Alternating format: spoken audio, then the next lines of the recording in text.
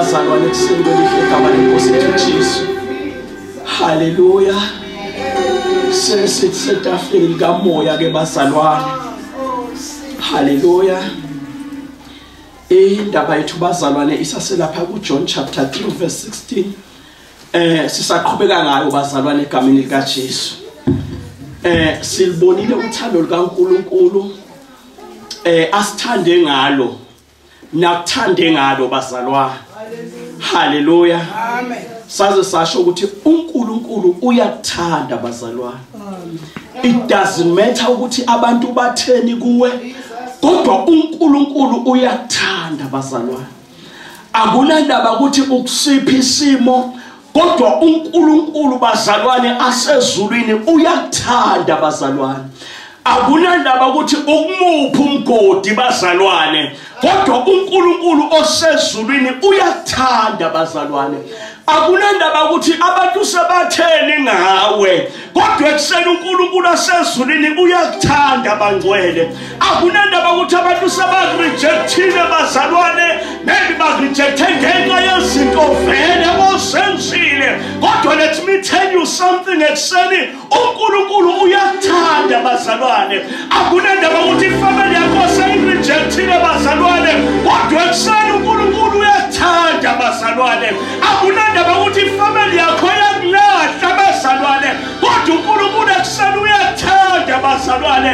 Akunandaba ukuthi umyeni wakho wakulahla bazalwane, kodwa uNkulunkulu ekuseni uyakuthanda bazalwane. Akunandaba bazalwane ukuthi bakhombisa uthando maqede bakushiya, kodwa uNkulunkulu ekuseni uyakuthanda bangcwele. Ekuseni kunendoda ethandayo bazalwane, kunoNkulunkulu okuthandayo bazalwane.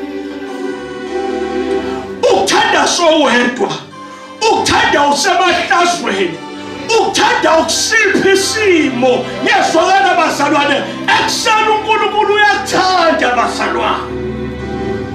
That's why iBhayibheli lithi ngokuba walithanda izwe kangaka.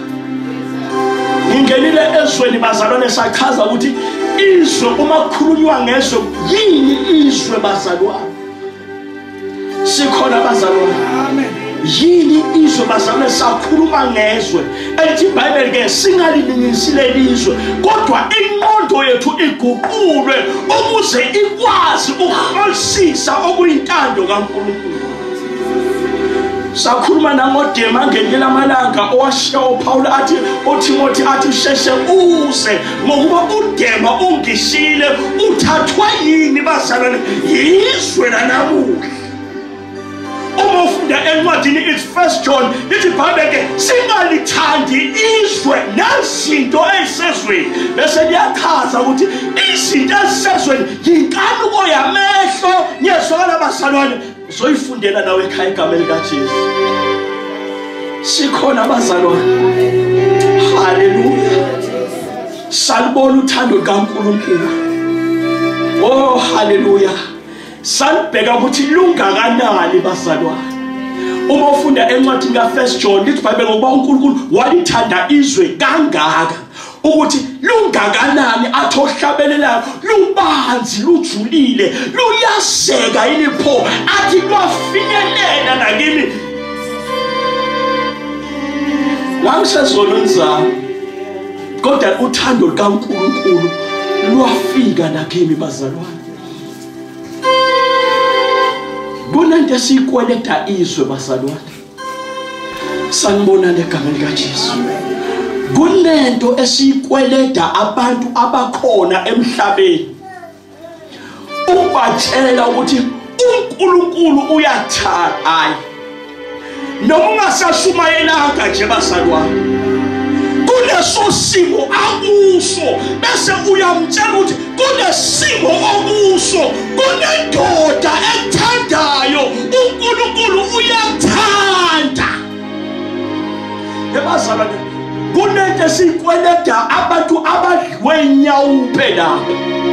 Uma ngabe sibabheka vele sengathi kuphelile empilweni zabo, kodwa sibakweleta umlayezo wokubatshela ukuthi nanoma kunesimo, kodwa uNkulunkulu uyathanda. Hayi bazalwane, sifike nje nalendaba ukuthi uNkulunkulu uyathanda abazalwane.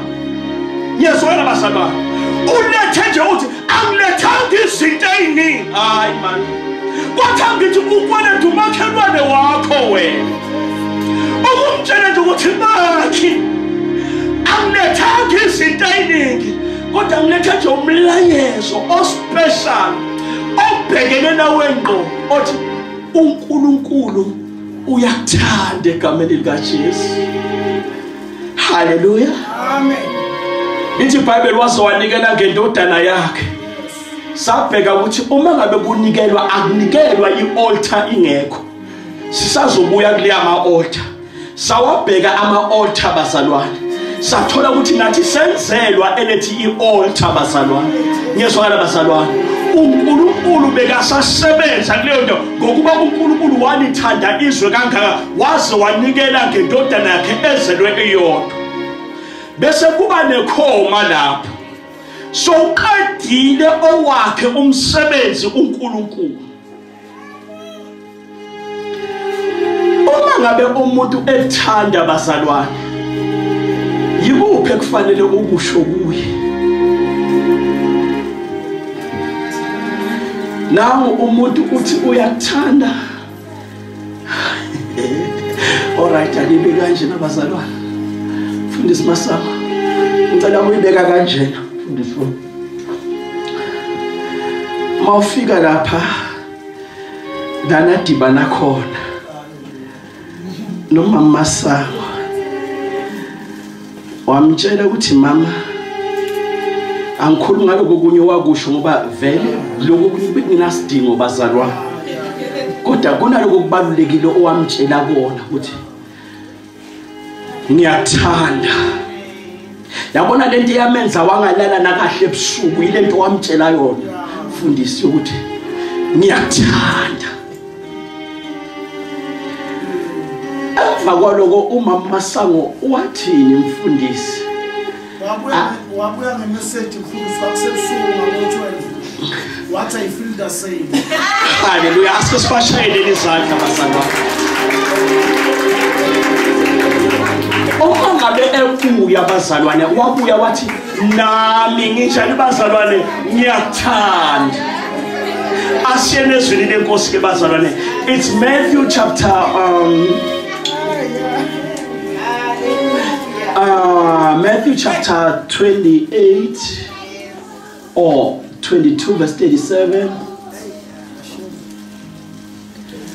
Lo mlayezo nje esulethile bazalwane ilona uthi nami ngiyathanda.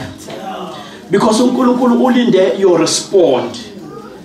Ngoba sokutshelile na waze wakukhombisa nangezenzo ukuthi uyakuthanda. Manje ulindele your respond ukuthi wena uthini.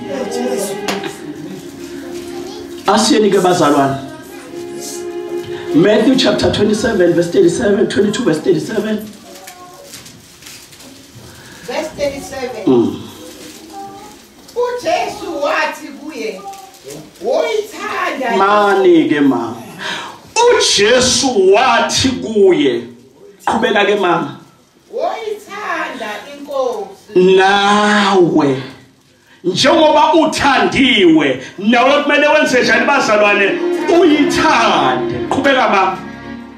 ngayo yonke inhliziyo. Alright, buyele emuva ke kancane. uJesu wabuye wathi, uJesu wathi kuye, yes. "Woyithanda inkosi uNkulunkulu." Woyithanda inkosi uNkulunkulu wakho njengoba nawe ethandile. Qhubeka mama.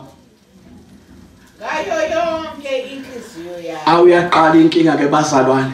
Ngayo yonke inhliziyo yakho. Nangawo wonke umphefumulo wakho. Nangawo wonke umphefumulo wakho. Nangayo yonke ingqondo yakho. Nangayo yonke ingqondo yakho. Siyabonga mama ungahlala phansi egameni likaJesu. uJesu wabuye wathi kuye ke, "Woyithanda inkosi uNkulunkulu wakho." Kunento ekumele uyenze njengomntwana kaNkulunkulu bazalwane, ukumthanda uNkulunkulu bazalwane. Yabona ngifundisa ukubheka ngiseze ekuthandeni abazalwane. Uma ngabe wenze leyo qala le enye iyasenzakalela automatically. Kodwa wajama lena abazalwane angeke ukwazi ukwenza lena enye ngoba lo ozomthanda onguNkulunkulu wakho uzokunikeza lothando analo bazalwane. Wayithanda inkosi uNkulunkulu wakho. Mfundisi Masango bese kuvela umbuzo ukuthi uyamthanda yini uNkulunkulu na? Uyamthanda yini uNkulunkulu wakho bazalwane? Njengoba abantu banabonkulunkulu babo ene abafuni lutho ngabonkulunkulu babo bazalwane, ngiyazwela bazalwane, wena njengomzalwane uyamthanda yini uNkulunkulu wakho? Asibuye bazalwane, la angakhulumi ngebandla. Hallelujah. Angafika ku 1 Corinthians chapter 13. Hallelujah. Kodwa ngisakhuluma ngoNkulunkulu ukuthi wena njengomntwana kaNkulunkulu ngabe uyamthanda yini uNkulunkulu wakho? Hayi man, ngisho ukumthanda bazalwane. Hey Jesu, uyabona la kunothando khona nendlela ikhona.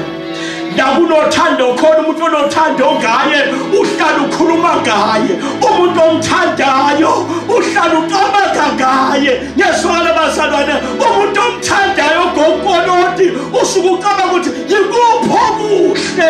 Hayi engingamenzelwa kona. The reason why bazalwane ukuthi kahle ngiyamthanda bantwana. Umuntu omthanda abazalwane umthanda noma abantu bagathini ngaye, kodwa uyadlula umthanda abazalwane. Umuntu omthandayo umthanda bantwana noma kungathiwa kasenaso, kodwa kenxa yothando aluphakathi kwakho uyadlula umthanda abazalwane. Sikhona abazalwane, lukhona lokuzenzisa lwasemhlabeni. Hallelujah. Umuntu akuthande mawusase right. Sikhona abazalwane, angithi impilo iyaqhubeka la emhlabeni. Uhamba ngetaxi, uthola i-accident lapha, unyawo alisekho, so yaqala sohambela kude, so yabona ukuthi la uthando ngathi lwalungekho bazalwane. Bese kuba nalothando lwezinto bazalwane, abantu abakuthandela izinto bangcwele. Sikhona egameni likaJesu. Kodwa la sisethandweni lokuthanda uNkulunkulu bazalwane. Uyamthanda yini uNkulunkulu? Ukhonza uyakhonza, ngiyakubona ukukhonza uyakhonza, kodwa uyamthanda yini uNkulunkulu? Nevoice yokuhlabelela unayo vele khona bazalwane, and it's a gift unikezwe yona njengomntwana kaNkulunkulu. Kodwa wena uma ngabe sowedwa as individual bazalwane uyamthanda yini uNkulunkulu na? Nothando lukaNkulunkulu bazalwane, uyabona uma umthanda uNkulunkulu uzwa kumnandi la.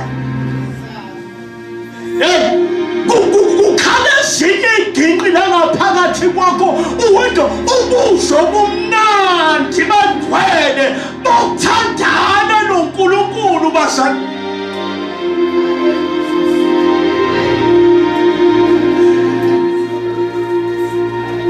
Kumnandi ukuthanda uNkulunkulu bazalwane.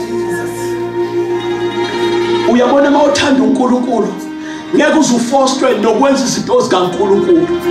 Mawuthanda uNkulunkulu angeke uforced nokuze enkonzweni.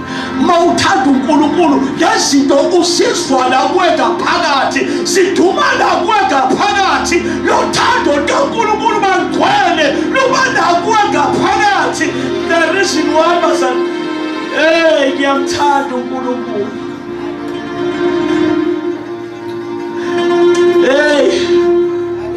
ebazalwane ngisho ukuthanda uNkulunkulu nebazalwane umthande kungenalutho kodwa wandlula umthando uNkulunkulu umthande akaprovidanga kodwa wandlula umthando uNkulunkulu umthande base ungasebenzi bamangala abantu ukuthi kwenzenjani kodwa wandlula umthando uyabona ukumthanda uNkulunkulu kunqamla lama reason abakhona abazalwane awu Jesu ebazalwane ukumthanda uNkulunkulu bazalwane noma ngabe kuthiwa ngihlala eCaltex kodwa uma ngimthanda uNkulunkulu kuba seduzane la nkonzweni ireason why bazalwane ngiyamthanda uNkulunkulu emakhaya besihamba ama long distance ngenyawo akusiSunday ngaleso sikhathi siyokhonza uNkulunkulu nje during the week ngiyezwakala bazalwane ngaphakathi kunothando kaNkulunkulu ngiyamthanda uNkulunkulu bazalwane ukumthanda uNkulunkulu akufuni kwenzela abantu kodwa banjwayile abadlothando bazalwane lokumthanda uNkulunkulu bangcwele udinga ibandla kunamalanga elizomthanda uNkulunkulu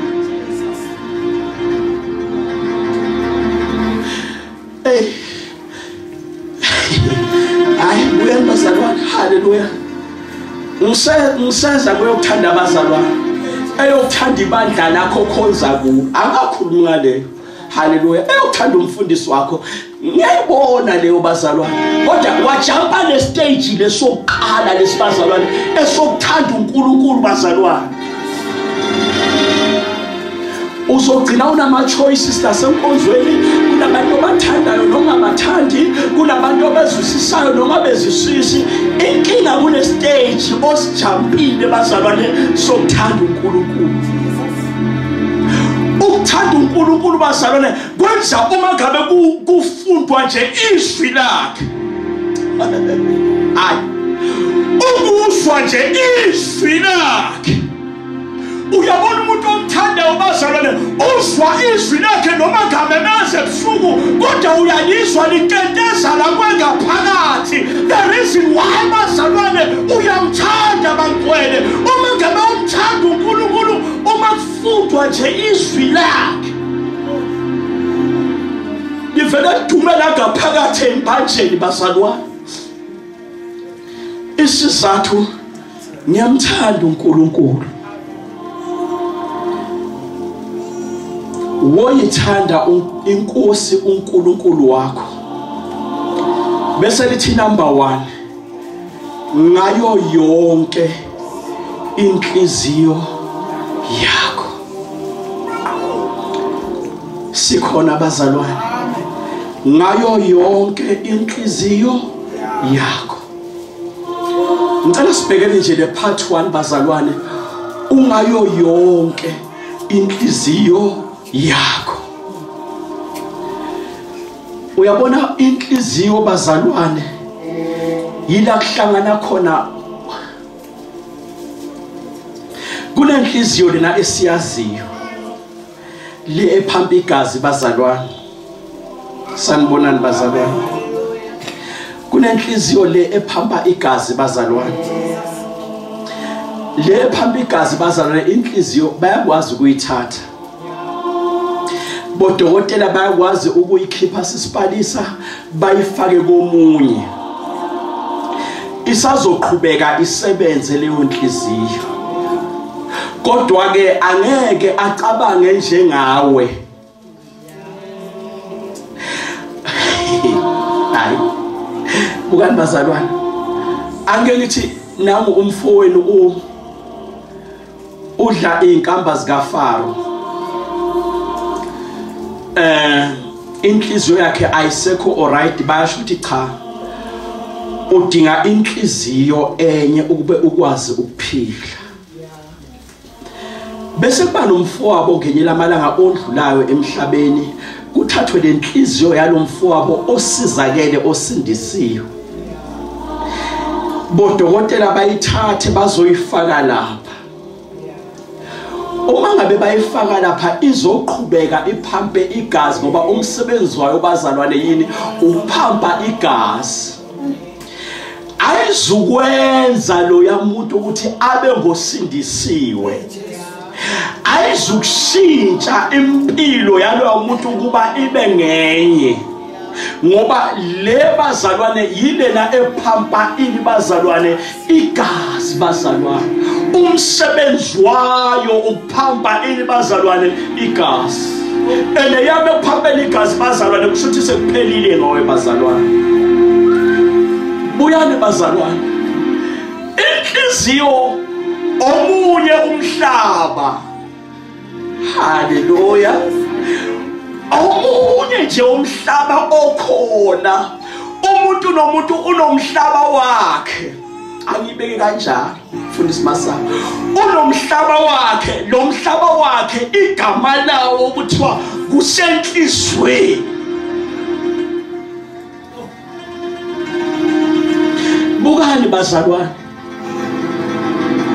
kulomhlaba wakhe bangcwele ogama lawo okuthiwa kusenhlizweni yila kuhlangana khona yonke imizwa wonke ama-senses the 5 senses bayawazi abantwana bangcwele uma ngabe ahlangana kuphi khona bazalwane ahlangana lapha bangcwele enhlizweni kulo yamhlaba wakho wedwa hayi hey ngisho kulo yamhlaba wakho wedwa bukani bazalwane kulo mhlaba wakho wedwa ogama la kuthiwa kusenhlizweni akekho umuntu obona khona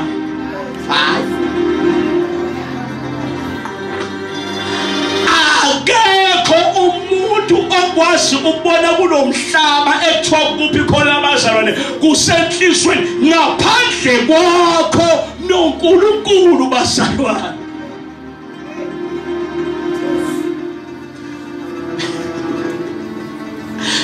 that's why kulula umuntu akhume engekho yabona mayifuna ukukususa phambi kwakhe bazalwane uvela akhume nje into engekho abe azikahle ukuthi lento ayikhulumayo angeke aze ayenze umuntu owazikahle ukuthi angeke aze ayenze yilo mhlaba wakhe ole enhlizweni kodwa manje ususa wena phambi kwamehlo akhe sikhona bazalwane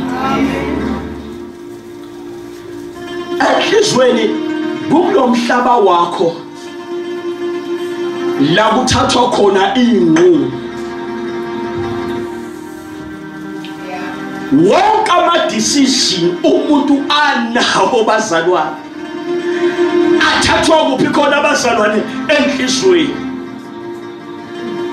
noma ungathini kumuntu bangcwele uma ngabe enhlizweni yakhe akavumi bangcwele angeke ayenze leyo nto bazalwane bathi ungalithatha yashi mikise lapha emanzini kodwa ukuthi liphuze angeke ukwazi ukulenza liphuze bazalwane kunjalo la kumuntu kumele kuvume lo mhlaba wakhe yila kuthathwa khona inqumo bazalwane inqumo eziright ngempilo yakhe zithathwa kuphi khona bazalwane enhlizweni nenqumo ezirong ngisho ezirong inqumo bazalwane zithathwa le enhlizweni bazalwane inqumo zokubulala bazalwane umuntu uyithatha kuphi khona bazalwane enhlizweni inqumo azizophumelelisa awuphumeleli nje kodwa wahamba wayokhuluma nenhliziyo yakho kunomunye ongafike akutshele something uzokuthi yinhle lento akutshela yona bese uyaqala uyakulomhlaba lo wasenhlizweni ukuthi inhliziyo yakho iyavumelana nalento ofuna ukuyenza bazalwane. Uma ngabe ivuma sizobona ngezenzo, sizobona ngama-action bazalwane ukuthi kahle kahle enhlizweni yalo muntu kunani bangcwele. Uyabona umuntu unama-meeting wakhe. Uyabona mawakazi bene-meeting nawe unenkinga bazalwane. Umuntu une-meeting yakhe ahlale naye phansi bazalwane. Yabona lithi iBhayibheli indoda nayo nahlebo ngenye lamalanga yaba ne-meeting nayo. Kuleyo meeting yazibuza umbuzo bangcwele. Yathi bangakhi amaqhaso bakababa abanokudla okuningi mina ngibulawa indlala. Yabese ithatha isinqumo enhlizweni. Yathi ngiyakusuka ngiqonde kubaba. Uma ngabe ngifika kubaba ngithi baba ngonile angisafanelwe bazalwane. Sikhona bazalwane. Enhlizweni bazalwane ila ushape khona i-character yomuntu. Ukuthi umuntu unjani ubona ngenhliziyo nangale inqumo zakhe bazalwane. Ukuthi lokhu kuphuma enhlizweni yakhe.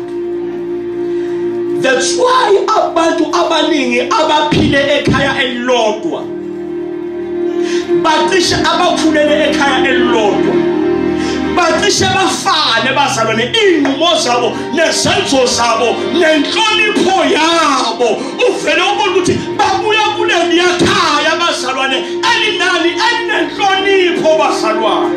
Kutshalwe inhlonipho bangcwele. Yatshalwa kuphi? Yatshalwa enhlizweni. Enhlizweni yila kutshalwa.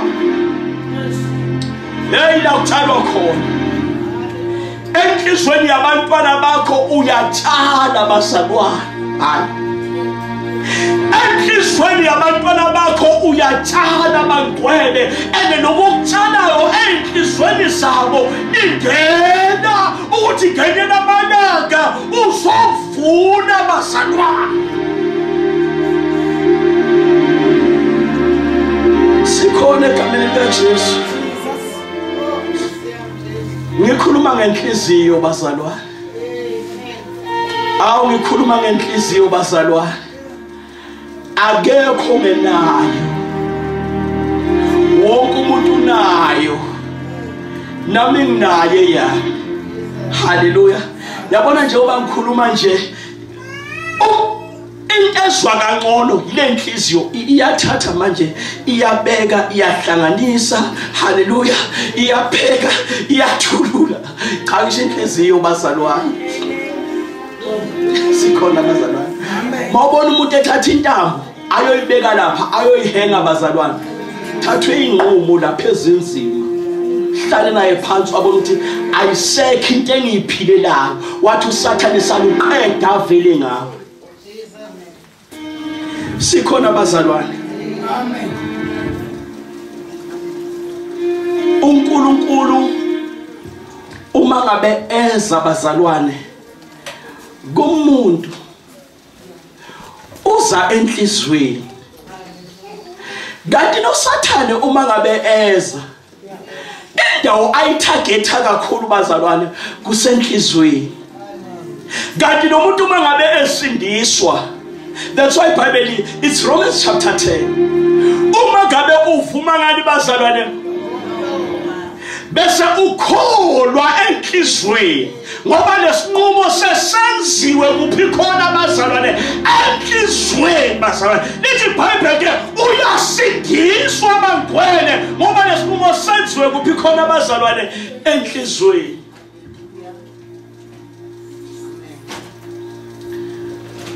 Inhliziyo bazalwane inezinso.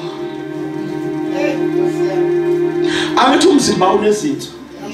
Nenhliziyo inezinso.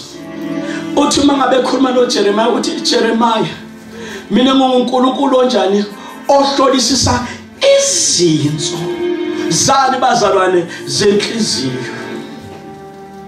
Inhliziyo bazalwane inamehlo ohlabene nayo ukuthi yeka nanti ikhaya elihle nanti ya uthi ngilibona ngani bazalwane ngamehlo enhliziyo. Inhliziyo bazalwane umuntu injani bazalwane inamehlo bazalwane.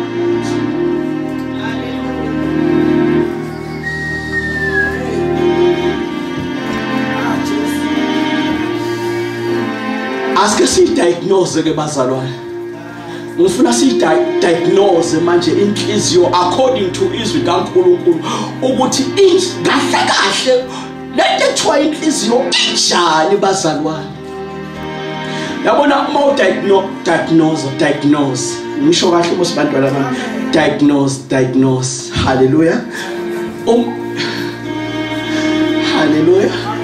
Uma uya kadokotela ugula udokotela uzofike akufake kodwa baqale bakuze kuqala uphethweni bese akufaka lebhobholo zakhe athinte labazalwane athinta hambise haleluya bakufake lezinto lezi ezalapha bakuphampe bazalwane bakuphampa igazi ngezwala bazalwane mawusesibhedlela nje baze bakusikela bakhiphela inye igazi bayolifaka lapha bayadiagnose bazalwane. Abafuni nje ukusebenza bangazi ukuthi uphethwe yini.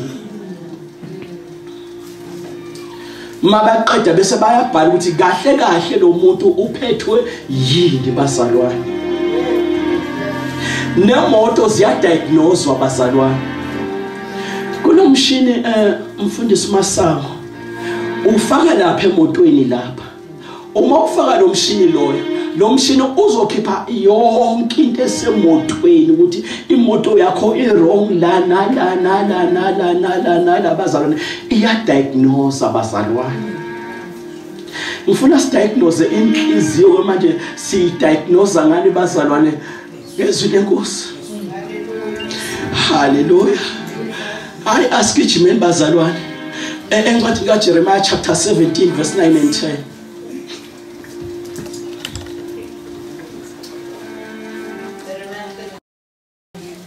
Yeah, verse 9 and 10.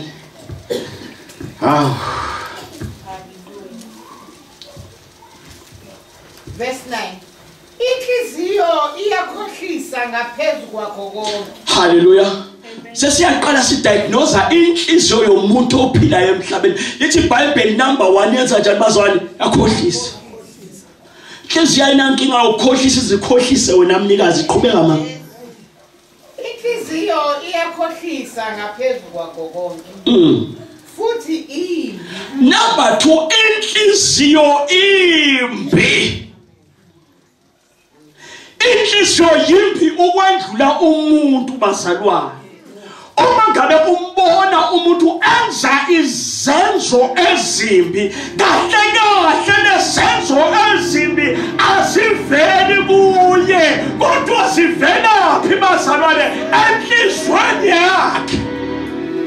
Mangabe umbona umuntu eloya ethakatha bangcwele efuna ukubulala abanye abantu lokho bangcwele vela enhlizweni uvela enhlizweni qhubeka mama. Futhi imbi ngubani ongayazi na? Yeah. Verse 10. Mina Jehova ngivivinya inhliziyo ngihlole izimo ukuba nginike kube yilowo lalowo njengezindlela zakhe. All right. Mana ke mama siyabo. Inhliziyo yimbi, inhliziyo yomuntu bazalwane. Futhi engena Jesu yimbi bazalwane. Noma angavela amuhle phambi kwakho, kodwa inhliziyo yakhe bazalwane yimbi. That's why umuntu angavela akusonte nokukusonta nje bazalwane. Cha inkinga yakhona ukuthi inhliziyo bazalwane injani bangcwele yimbi bazalwane. Sikhona bazalwane. Ngicela unifundele amavesi bazalwane. Sidiagnose inhliziyo ngisheshe nje masinyane. Incwadi yamaHubo that it's 101 uverse 4 wakhona ngibhalela amavesi bazalwane. Inhliziyo ephambeneyo iyasukuma kimi omubi angikumazi. Inhliziyo yomuntu iphambene bazalwane. Yabona makuthiwa kunento ephambene emhlabeni bangcwele kusho ini bazalwane? Inhliziyo yomuntu injani bazalwane? Yabona mawungena Jesu inhliziyo yakhipha iphambene. It's a diamekar la kuweziyabuya nje bazalwane. Ngiyezwakala bazalwane. Incwadi yamaHebheru that chapter 3 verse 8 bengwabhala nje lamavesi bazalwane. Ningazenzi lukhuni izinhliziyo zenu. Inhliziyo bagokolodi ilukhuni. Hey. Inhliziyo bangcwele ilukhuni bazalwane. Uma ngabe ukhumbula makufanele kuphuma abantwana bakwaIsrayeli endaweni yaseGibhithe bangcwele, lithi iBhayibheli inhliziyo kaFaro bazalwane yayilukhuni. Njengoba ilukhuni bangcwele, noNkulunkulu wavele wasiyenza ibalukhuni kakhulu. Inhliziyo yomuntu bazalwane injani bazalwane? Lukhuni. Yey. Futhi kumnandi njengoba sosindisiwe. Kunabantu abaneyinhliziyo ezilukhuni abangangeneki olungafakwa kubo bazalwane. Ophuma silwe. Ngiyezwakala bazalwane. Kwenzakalani inkinga nomuntu inhliziyo yakhe injani bazalwane? Ilukhuni.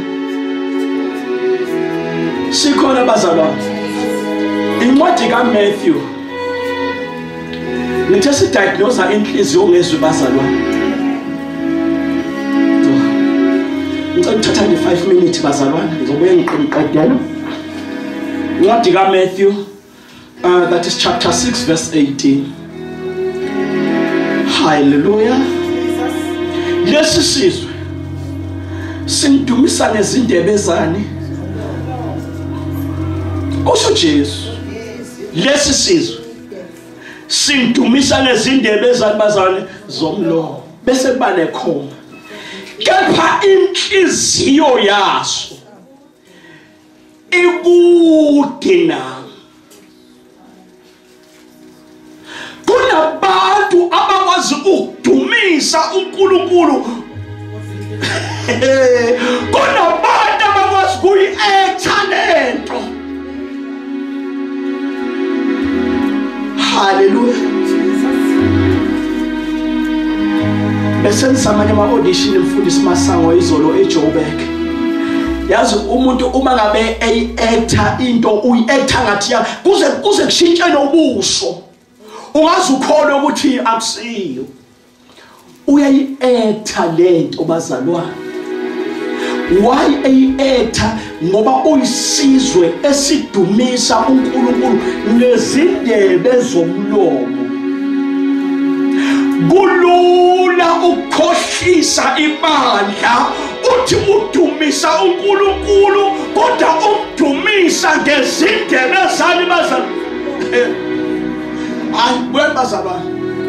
Kunabantu abaze bathola udumo bazalwane kanti udumo bangcwele lwezindebe zani bazalwane zomlomo bazalwane.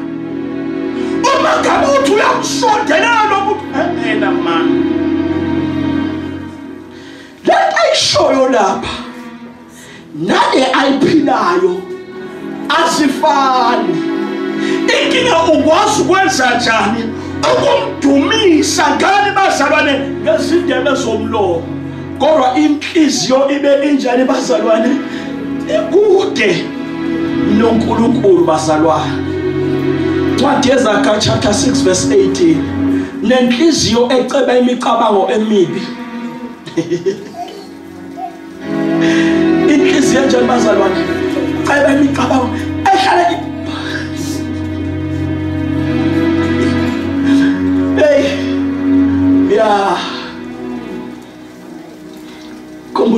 wayeshumayela ayikogolo dingathi washo njalo but masingakhe nje le inhliziyo siyibeke la phansi bese uthi umuntu akathatha inhliziyo yakhe kuneyinhliziyo esingahlala sesingasala zikhumaguma la phansi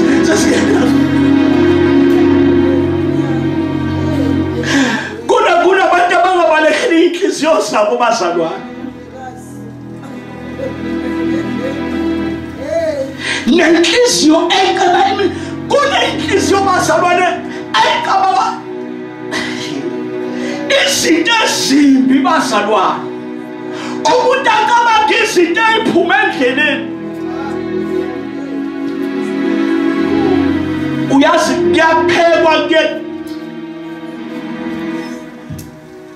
kuyaphekwa kuyathululwa lapha kuye bazalwane imicabango enjani bazalwane nenyawo ezishesha ukugijimela emubini bazalwane. Hallelujah.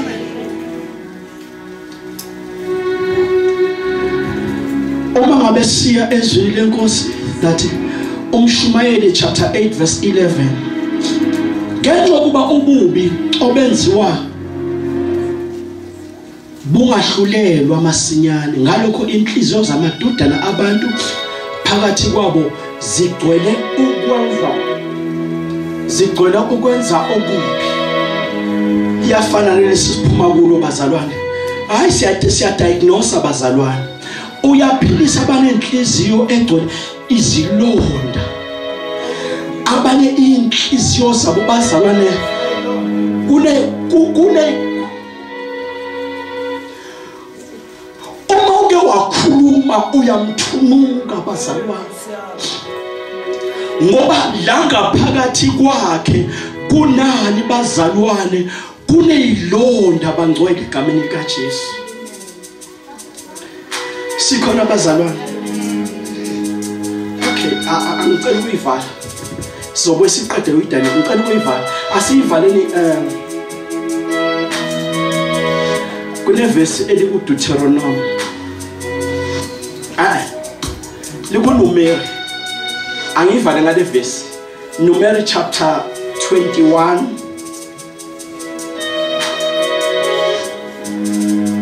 Ngicela ufundele verse 5. Numeri chapter 21 verse 5. Angazi noma yilweni but ngokutshela makuyile. Numeri asivale ngale verse bazalwane inkonzo izokwazi ukuqhubeka. Ya 21 verse 5 wakhona.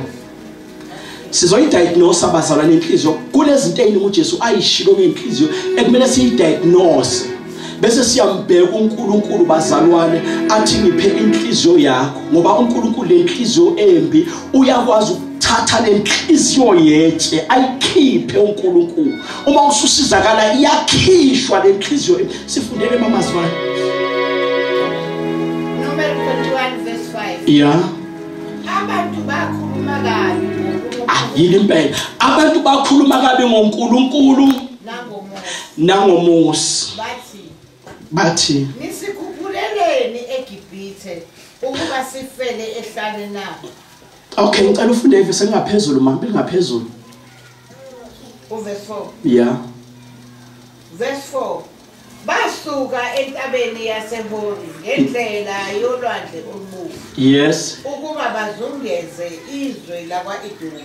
yes inhliziyo yabantu ke ungasagijimi lapho mama sebayahamba bese kuyaqala ukuthi inhliziyo yabantu yaphela amandla.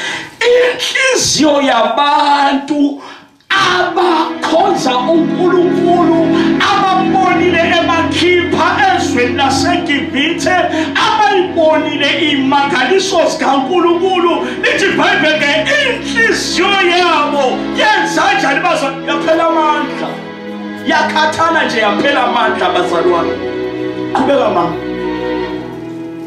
ngenxa yendlela okay inhliziyo yabantu yaphela amandla ngenxa yendlela yes abantu bakhuluma kabi ngoNkulunkulu mani ke mama masinhliziyo seyiphelelwe ngamandla buka labazalwane iBhayibheli alisho ukuthi inhliziyo zabantu lithi inhliziyo because uNkulunkulu abebathatha njengento eyi-1 ngoba abasizile. Njengoba silapha uNkulunkulu usithatha njengento eyi-1 bazalwane. Sikhona bazalwane, inhliziyo yabantu uyaphela amandla ngenxa yokuthi abantu bazalwane bendlela. Awu ngeke hey Nkosi yami uDosa nceke Nkosi kwaze kwathi akunikeze nje ukuthi ngenxa yokuthi bendlela. Uma nje khona lapho uthi senzeke nezinto ezenzakalayo empilweni yakho ngenxa yokuthi bendlela. Ukuthi ungasisho wena kodwa yingenxa yokuthi bendlela. Qhubeka manje. Yaphela amandla, masiqala ukuphela amandla ethi iBhayibheli ke hayi khona sajika izinto enhlizweni ngoba sephelelwe ngamandla. Baqala bakhuluma kabi bazalwane. Kwenziwa yini inhliziyo waqala umuntu wakhuluma kabi bazalwane kunento seyenzakala bangwane inhliziyo seyiphelelwe ngamandla. Qhubeka mama. Abantu bakhuluma kabi ngoNkulunkulu nangomuntu. Yeah. Bathi isikhuphuleleni eGibhithe ukuba sifele ehlane nabo.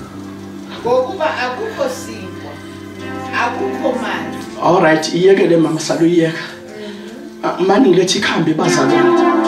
Asukumeni bazalwane. Inhliziyo seyiphelelwe ngamandla bazalwane. Baqala bakhuluma kabi ngoNkulunkulu, bakhuluma ngoMosi, kwaba nokusola. Inhliziyo ephelelwe ngamandla, kwaba nokusola bazalwane. Impawu zenhliziyo ephelelwe ngamandla. Abantu abasakhonzi ngendlela efanele bakhonze ngayo. Inhliziyo bazalwane elithi iBhayibheli seyiphelelwe ngamandla bazalwane. Abasafuna ukuqhubeka endleleni. Inhliziyo bangcwele ephelelwe ngamandla bazalwane. Waye ephelelwe ngamandla yingenxa yobude bendlela. Kodwa ngiyamthanda uNkulunkulu. Uma wehlanayo le ndaba abazalwane. Lithi iBhayibheli ke uNkulunkulu wathumela inyoka zabaluma abantu. Uyani bazalwane? Ziluma abantu onhliziyo zabo bazalwane emphelelwe ngamandla. Wabese uletha ikhambi uNkulunkulu. Hayi. Nanti ikhambi bazalwane lenhliziyo ephelelwe osikhulekela nje. Nanti ikhambi bazalwane lenhliziyo ephelelwe ngamandla. Lithi iBhayibheli ke the time inhliziyo sephelelwe ngamandla uthi uNkulunkulu Moses yenza inyoka yethusi. Uma ngabe soyenzile inyoka yethusi kuzothi nanoma ngabe ngumuphi bazalwane asolunyiwe ngenxa yokuphelelwa ngamandla. Uma ngabe ayibheka Jesu, uma ngabe ayibheka bazalwane uzosinda bangcwele. Uma ngabe ayibheka amandla akhe abesekade aphelile enhlizweni azobuyisela. Sirestora izinto, sirestora izinto, sirestora amandla aphelile bazalwane ngenxa yobude bendlela. Abanye sebayayihudula bazalwane, inhliziyo iphelelwe ngamandla. Abanye sebakhuluma kabi, inhliziyo iphelelwe ngamandla. Kodwa nathi ikhambi bazalwane, kunenyoka yethusi, kwakunenyoka yethusi, kodwa kunenyoka manje, kunoJesu wethu othi uma ngabe ungani bazalwane akadingi izinto eziningi kodwa udinga ukumbheka entambama. Uma ngabe umbheka noma amandla aphelile ayabuyiselwa amandla, inhliziyo iyabuyiselwa esimeni bekade iyiso bazalwane.